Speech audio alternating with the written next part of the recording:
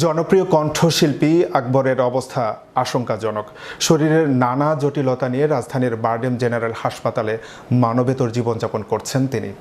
বিস্তারিত ডেস্ক রিপোর্টে।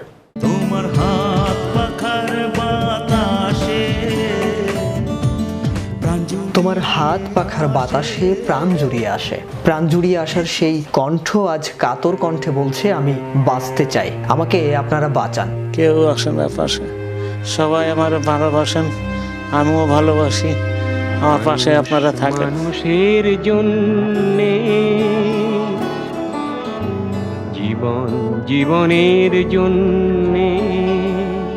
রিকশাওয়ালা থেকে গায়ক, খুব অল্প সময়ের মধ্যে লাখো কোটি ভক্তদের মনে জায়গা পেয়েছিলেন এই আকবর। কণ্ঠের মধুরতা দিয়ে মানুষকে সহজেই তার আপন করে নিয়েছেন নিজের গানে।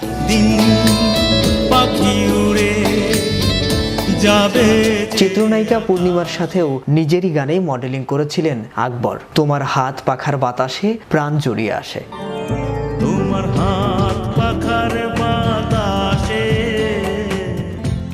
গুরুতর অসুস্থ হয়ে এখন হাসপাতালের আইসিইউতে গায়ক আকবর। তিনি রাজধানীর বারডেম হাসপাতালের আইসিইউতে রয়েছেন। তার স্ত্রী কানিজ ফাতেমা রোববার দুপুরে মুঠোফোনে বিষয়টি নিশ্চিত করেন। তিনি বলেন, শনিবার দুপুরে অবস্থার অবনতি হলে হাসপাতালে নিয়ে এলে তাকে আইসিইউতে ভর্তি করা হয়। তার অবস্থা এখন ক্রিটিক্যাল। হাসপাতালের আইসিইউতে রয়েছেন তিনি। তার জন্য দেশবাসীর কাছে দোয়া চাই, যেন তাড়াতাড়ি সুস্থ হয়ে আমাদের মাঝে ফিরে আসে।